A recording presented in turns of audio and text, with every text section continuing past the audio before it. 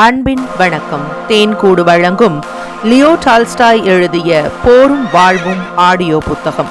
மொழிபெயர்ப்பு TS சொக்கலிங்கம். போரும் வாழ்வும் பகுதி 1, புத்தகம் 3. வாசிப்பவர் ரே விஜயலட்சுமி. அத்தியாயம் 12. யுத்த கவுன்சில் கூட்டம். அன்று இரவு 9 மணிக்கு பின்னால் தமது திட்டங்களோடு குட்டுஜோவின் காரியாலயத்திற்கு வேராதார் சென்றார். அங்கேதான் யுத்த கவுன்சில் கூடுவதாய் இருந்தது. சேனாதிபதியின் ஜாகைக்கு வருமாறு எல்லா கமாண்டர்களும் கேட்டுக்கொள்ளப்பட்டிருந்தார்கள். இளவரசர் பாக்ரேஷன் அங்கு வர மறுத்துவிட அவர் தவிர மற்றவர்கள் எல்லாரும் குறிப்பிட்ட நேரத்தில் சேர்ந்தார்கள். அந்த சண்டையை நடத்துவதற்கு வேராதார் தான் முக்கிய பொறுப்பு ஏற்றுக்கொண்டிருந்தார். குட்டுஜோவின் தயக்கமான தூக்கம் கொண்ட தோற்றத்திற்கு வேராதாரின் ஆவலும் சுறுசுறுப்பும் நிறைந்த செய்கைகள் நேர் விரோதமாயிருந்தன. குட்டுஜோவ்தான் யுத்த கவுன்சில் தலைவர். அன்றைய கூட்டத்திற்கும் அவர்தான் தலைமை வகித்தார். வரப்போகும் போராட்டத்திற்கு, அதற்குள்ளாக கட்டுக்கடங்காமல் போய்கொண்டிருக்கும் அந்த போராட்டத்திற்கு தாமே தலைவராயிருப்பதாக வேராதார் உணர்ந்தார். குன்றிலிருந்து கீழே ஓடும் ஒரு பாரமான வண்டிக்கு முன்னால் பூட்டப்பட்ட குதிரையைப் போல அவர் இருந்தார். அவர் வண்டியை இழுத்தாரா அல்லது அவரை வண்டி தள்ளியதா என்பது அவருக்கு தெரியாது. ஆனால் இம்மாதிரி ஓடுவதால் என்ன முடிவுக்கு வந்து சேரும் என்பதை நினைப்பதற்கு கூட நேரமில்லாமல் தலைகால் தெரியாமல் ஓடிக்கொண்டிருந்தார். அன்று மாலை எதிரிகளின் காவலணிக்கு 2 தடவை அவர் நேராகச் சென்று கவனித்து வந்தார். 2 தடவையில் ருஷ்ய சக்கரவர்த்தியிடமும் ஆஸ்திரிய சக்கரவர்த்தியிடமும் அவர் சென்று விஷயத்தை சொல்லி விளக்கி வந்தார். தமது தலைமை செயலகத்திற்கு போய் துருப்புகளின் வியூகத்தை பற்றிய விவரங்களை தயாரித்துவிட்டு மிகுந்த களைப்போடு குட்டுஜோவின் காரியாலயத்திற்கு வந்து சேர்ந்தார். அவர் மிகுந்த சுறுசுறுப்பாய் இருந்தபடியால் சேனாதிபதியிடம் மரியாதை காட்ட வேண்டும் என்பதை கூட மறந்து போனார். சேனாதிபதியை இடைமறித்து அவரை நோக்காமலேயே வேகமாகவும் தெளிவில்லாமலும் தம்மிடம் கேட்ட கேள்விகளுக்கு பதில் சொல்லாமல் பேசிக்கொண்டே இருந்தார். அவருடைய உடைகளிலெல்லாம் சகதி படிந்திருந்தது. சோர்வோடும் பரிதாபமாகவும் பராக்கு புத்தியோடும் காணப்பட்டார். ஆனால் அதே சமயத்தில் அகம்பாவத்தோடும் சுயநம்பிக்கையோடும் தோன்றினார். ஓஸ்ட்ராலிட்ஜ் என்ற இடத்திற்கு பக்கத்தில் ஒரு கணவானின் மாளிகையில் குட்டுஜோவ் தங்கியிருந்தார். அங்கிருந்த பெரிய வரவேற்பு அறைதான் இப்பொழுது சேனாதிபதியின் செயலக அறையாக உபயோகப்பட்டு வந்தது. அந்த கூடத்தில் வேராதாரும் யுத்த கவுன்சில் அங்கத்தினர்களும் குட்டுஜோவும் கூடினார்கள். அவர்கள் தேநீர் அறிந்து கொண்டு இளவரசர் பாக்ரேஷனின் வருகைக்காக காத்து கொண்டிருந்தார்கள். கடைசியாக பாக்ரேஷனின் சேவகன் வந்தான். அவர் அந்த கூட்டத்திற்கு வரவில்லை என்று சொல்லி அனுப்பியதை அவன் கூறினான். இதை சேனாதிபதியிடம் சொல்வதற்காக இளவரசர் ஆண்ட்ரூ கூடத்திற்குள் வந்தார். அந்த கவுன்சில் கூட்டத்தில் இருக்கலாம் என்று அவருக்கு குட்டுஜோவ் முன்பாகவே அனுமதி கொடுத்திருந்ததால் அவர் அந்த கூடத்திலேயே தங்கினார்.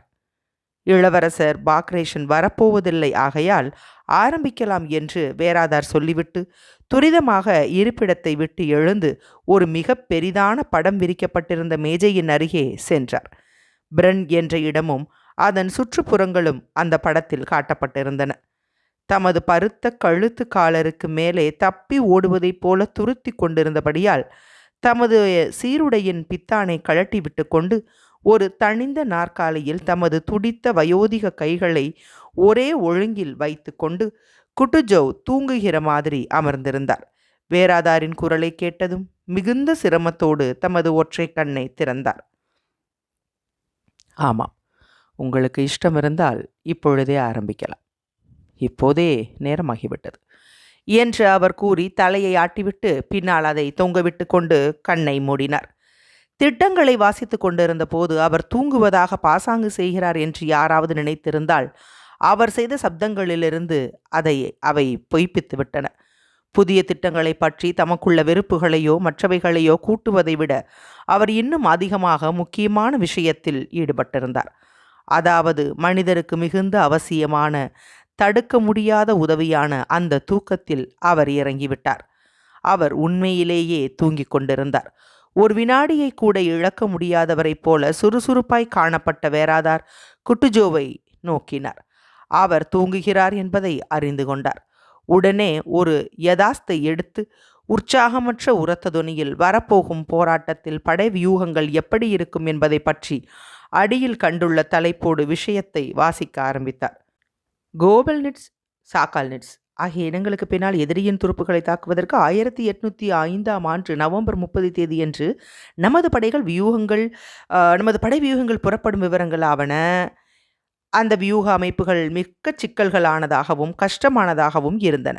அவை பின்வருமாறு: எதிரியின் இடது பக்கவாட்டு மரங்களடர்ந்த குன்றுகளில் இருக்கும் வலது பக்கவாட்டு கோபல்னிட்ஸ், சாக்கால்னிட்ஸ் வரை நீண்டிருக்கும். அங்கிருந்த குளங்களுக்கு பின்னால் அவை இருக்கும். நம்முடைய இடது பக்கவாட்டு எதிரியின் வலது பக்கவாட்டிற்கு அதிகமாக நீண்டிருப்பதால் எதிரியின் வலது பக்கவாட்டை தாக்குவது நமக்கு அனுகூலமாயிருக்கும்.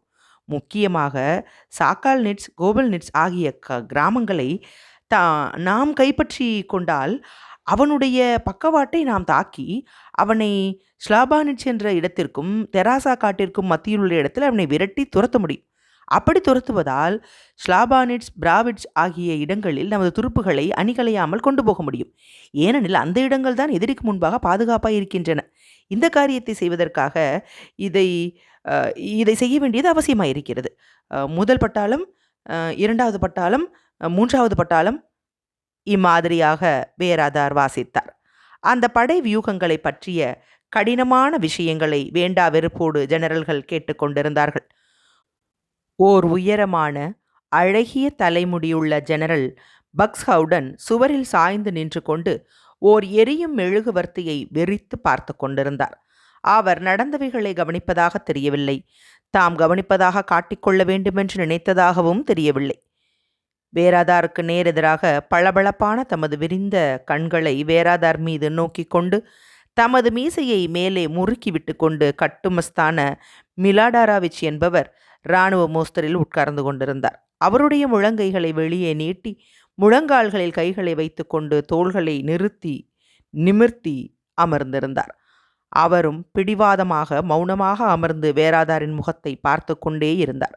அந்த ஆஸ்திரிய தளபதி பேசி முடித்த பின்பே தமது பார்வையை திருப்பினார். பின்னால் ஒரு முக்கியத்துவ பார்வையோடு மிலராடாவிச் மற்ற ஜெனரல்களை நோக்கினார்.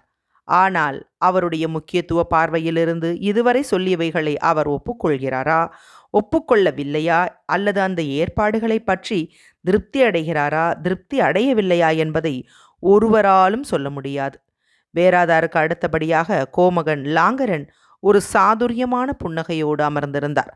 அந்த சாதுரியமான புன்னகை தென் பிரான்சுக்கு தனிப்பட்ட பெருமை உள்ள அவருடைய முகத்தை விட்டு நீங்கவே இல்லை.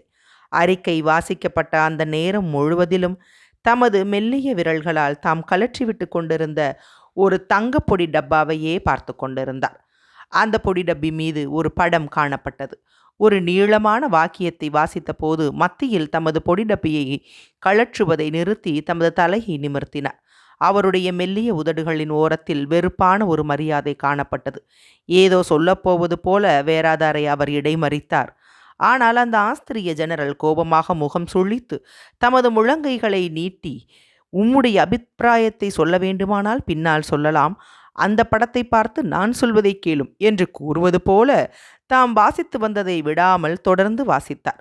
குழப்பமான தோற்றத்தோடு லாங்கரன் தமது கண்களை மேலே உயர்த்தினார்.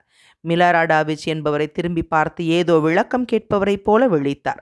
ஆனால் அவருடைய அர்த்தமற்ற அசையாத பார்வையை கண்டதும் தமது பார்வையை சோகத்தோடு கீழே நோக்கி மீண்டும் தமது பொடி டப்பியை கழற்ற ஆரம்பித்தார்.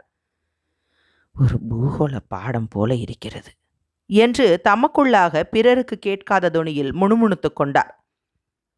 பிரிஜ்கிஜேவ்ஸ்கி என்பவர் மரியாதையுடனும் கௌரவமான அடக்கத்துடனும் வேராதார் பேசுவதை ஆவலோடு கேட்பவரைப் போல தமது காதில் கை வைத்து அப்பக்கமாக திரும்பியிருந்தார். குள்ளமான டாக்ரோவ் வேராதாருக்கு எதிரில் அமர்ந்திருந்தார். கூர்ந்த கவனமும் அடக்கமும் கொண்ட தோற்றத்தோடு அங்கு விரிக்கப்பட்டிருந்த படத்தை குனிந்து பார்த்து படை வியூகங்களின் அமைப்புகளையும் தமக்கு பழக்கமில்லாத அந்த சுற்றுப்புறங்களையும் உண்மை சிரத்தையோடு ஆராய்ந்து பார்த்தார். தமக்கு தெளிவாய் கேட்காத வார்த்தைகளையும் அந்த கிராமங்களின் மனதிற்கு புரியாத பெயர்களையும் திரும்பச் சொல்லும்படி அவர் வேராதாரை கேட்டார். வேராதார் அம்மாதிரி திரும்பச் சொல்லிய பின்பு டாக்குராவ் அவைகளை குறித்து கொண்டார். வேராதாரின் வாசிப்பு 1 மணி நேரத்திற்கு மேல் ஆயிற்று. அது முடிந்ததும் தாம் பொடிடப்பையை சுழற்றுவதை லாங்கரன் நிறுத்தி கொண்டார். வேராதாரையோ அல்லது வேறு எவரையுமோ பார்க்காமல் அவர் பேச ஆரம்பித்தார். அதாவது எதிரி நகர்ந்து கொண்டே இருப்பதால் அவன் எங்கிருக்கிறான் என்பதை அறியவே முடியாது. இந்த நிலைமையில் அவன் ஒரு இடத்தில் இருப்பதாக நினைத்துக்கொண்டு இந்த திட்டத்தை நிறைவேற்றி வைப்பது எவ்வளவு கஷ்டமாயிருக்கும் என்று அவர் கூறினார். லாங்கரன் சொன்ன ஆட்சேபனைகள் எல்லாம் ரொம்ப சரியானவைகளே. ஆனால் அவர் பேசியவைகளின் நோக்கம் ஜெனரல் வேராதாருக்கு புத்தி புகட்டுவதைப் போல இருந்தது. பள்ளிக்கூடத்து சிறுவர்களுக்கு சொல்லுவதைப் போல தமது வியூகங்களை பற்றி அவ்வளவு சுயநம்பிக்கையோடு ஜெனரல் வேராதார் வாசித்தார். ஆனால் அங்கிருப்பவர்கள் முட்டாள்கள் அல்ல என்றும், இராணுவ விவகாரங்களில் அவருக்கு புத்தி சொல்லக்கூடியவர்கள் அங்கு இருக்கிறார்கள் என்றும் அவர் ஜெனரல் வேராதாருக்கு சொல்ல விரும்பியதைப் போல தோன்றியது. வேராதாரின் ஒரே மாதிரியான வாசிப்பு சப்தம் நின்றதும் குட்டுஜோ தமது கண்ணை திறந்தார். தூக்கத்தை கெடுக்கக்கூடிய ரீங்கார சப்தத்தோடு ஓடிக்கொண்டிருக்கும் ஒரு மில் சக்கரம் திடீரென்று நின்றுவிட்டால் அந்த மில்காரன் எப்படி விழிப்பானோ அதே மாதிரி குட்டுஜோ விழித்தார். லாங்கரன் சொல்லியதை கேட்ட அவர், இன்னும் அந்த முட்டாள்தனமான வேலையில்தான் இருக்கிறீர்களா என்று சொல்லுவதைப் போல மீண்டும் தமது கண்ணை அவசரமாய் மூடிக்கொண்டு தமது தலையை பின்னும் அதிகமாக தொங்கவிட்டார். அந்த இராணுவ திட்டத்தின் கர்த்தாவான வேராதாரின் அசட்டு பெருமையை எவ்வளவு கடுமையாய் கண்டிக்க முடியுமோ அவ்வளவு தூரம் லாங்கரன் கண்டித்தார்.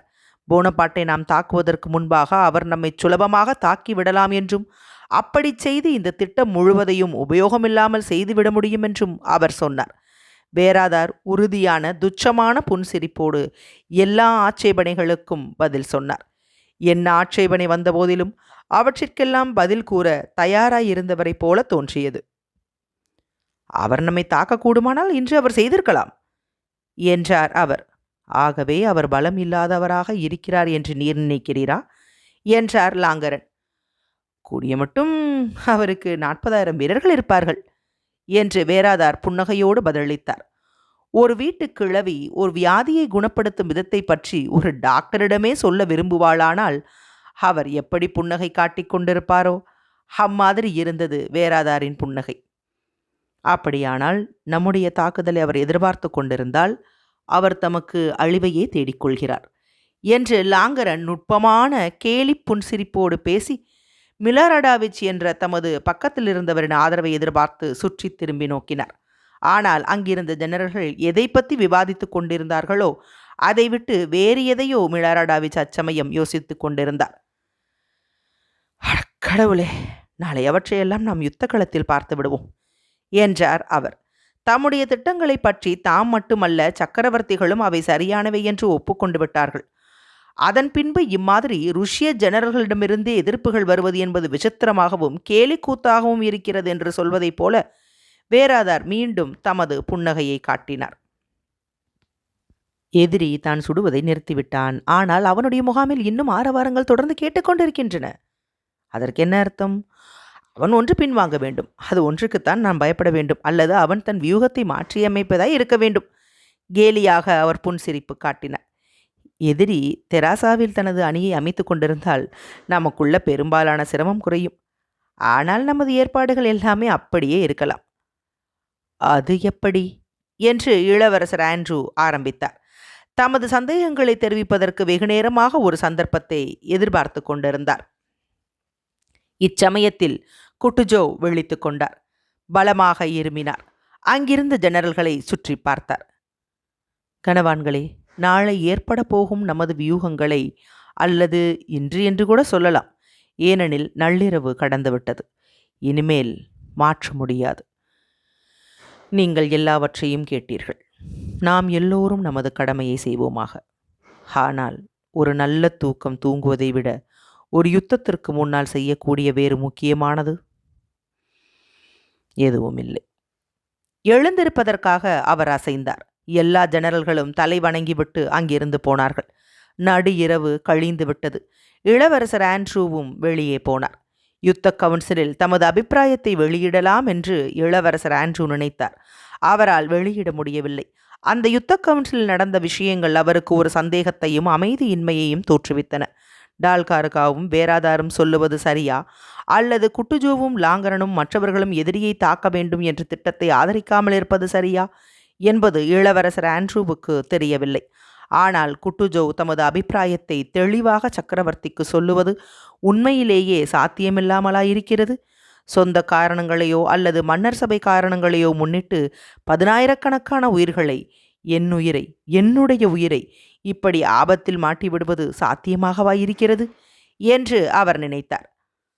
ஆமாம், அநேகமாய் நான் நாளை கொல்லப்படுவதாயிருக்கலாம் என்று அவர் நினைத்தார். இந்த நினைப்பு அவருக்கு தோன்றியதும் வெகு காலத்திற்கு முன்பு மிகுந்த அந்தரமாக நடந்தவைகளுமான பல எண்ணங்கள் அவருடைய நினைவிற்கு திடீரென்று தோன்றின.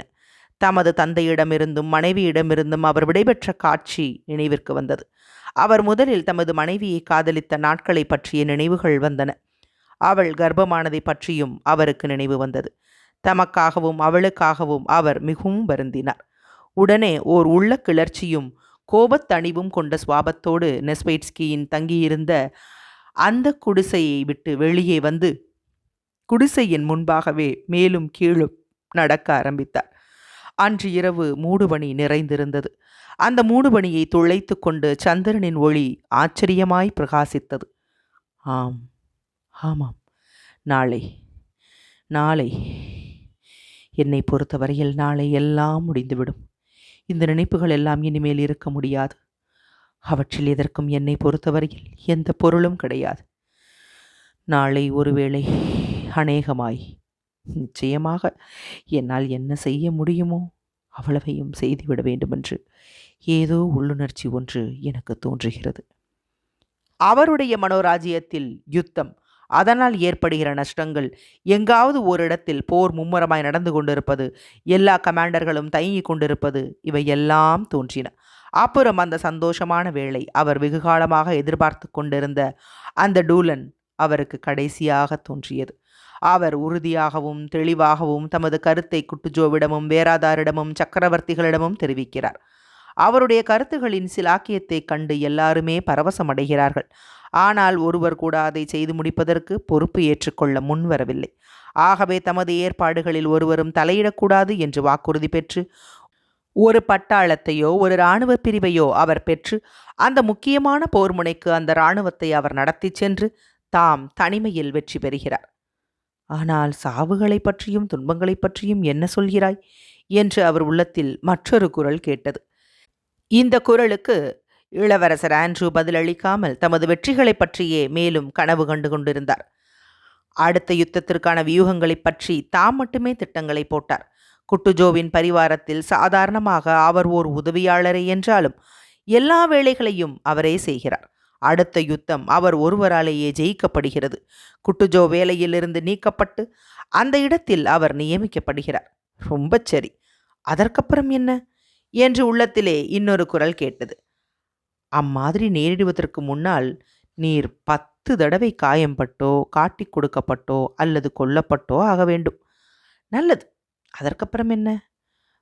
சரி, அப்புறம் என்ன என்று இளவரசர் ஆண்ட்ரூ தமக்குத்தாமே பதில் சொல்லி கொண்டிருந்தார். என்ன நேரம் என்பது எனக்கு தெரியாது. அதை பற்றி தெரிந்து கொள்ளவும் விருப்பமில்லை.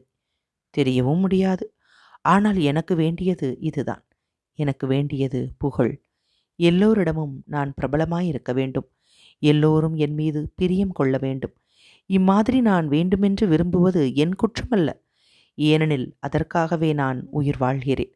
அதை தவிர எனக்கு வேறு எதுவும் தேவையில்லை. ஆமாம், அதற்காகவே நான் உயிர் வாழ்கிறேன். மக்களின் அன்பையும் எனது புகழையும் தவிர வேறு எதிலும் எனக்கு பிரியமில்லாமல் இருக்குமானால் அதற்கு நான் என்ன செய்ய முடியும் கடவுளே? ஆனால் இதை நான் யாரிடமும் எப்பொழுதும் சொல்ல மாட்டேன். மரணமோ காயங்களோ குடும்ப நஷ்டமோ எதை பற்றியும் எனக்கு பயமில்லை. எனக்கு பொக்கிஷமாகவும் அன்பாகவும் தோன்றக்கூடிய பலர் இருக்கிறார்கள். எனது தந்தை, சகோதரி, மனைவி எனக்கு அன்பிலும் அன்பானவர்கள். என்றாலும் நான் சொல்லுவது பயங்கரமாகவும் இயற்கைக்கு விரோதமாகவும் தோன்றினாலும் அவர்கள் எல்லாரையுமே உடனே நான் ஒரு வினாடி புகழுக்காக இழந்துவிட தயார். மக்கள் மீதுள்ள வெற்றியை பற்றியோ மக்களிடமிருந்து அன்பை பெறுவது பற்றியோ எனக்கு எதுவும் தெரியாது. எப்பொழுதும் தெரிய போவதும் இல்லை. ஏனென்றால் இங்கிருப்பவர்களின் அன்பை பற்றி அவர் இம்மாதிரி நினைத்து கொண்டிருக்கும் போதே குட்டுஜோவின் ஜாகையில் முற்றத்தில் கேட்ட பேச்சு குரல்களை கவனித்தார். குட்டுஜோவின் சேவகர்கள் சாமான்களை கட்டிக்கொண்டே பேசிக்கொண்டிருந்தார்கள். அவருடைய வண்டிக்காரன் அவருடைய வயதான சமையற்காரனை கேலி செய்து கொண்டிருந்தான். அந்த சமையற்காரனை இளவரசர் ஆண்ட்ரூ அறிவார். அவன் பெயர் டிட். டிட் அ டிட் என்று அவன் கேலி செய்தான். அதற்கென்னப்பா என்று அந்த வயோதிகன் பதிலளித்தான். போய் வா டிட், கொஞ்சம் புடைத்து கொடு டிட் என்று அந்த வண்டிக்காரன் மீண்டும் சொன்னான். ஹோ, நீ பிசாசிடம் போ என்ற குரல் கேட்டது. இதை கேட்டு அங்கிருந்த டவாலிக்காரர்களும் சேவகர்களும் சிரித்தார்கள். எல்லாம் ஒன்றுதான். எல்லாவற்றிற்கும் மேலாக வெற்றி ஒன்றையே நான் விரும்புகிறேன். அதையே நான் மதிக்கிறேன்.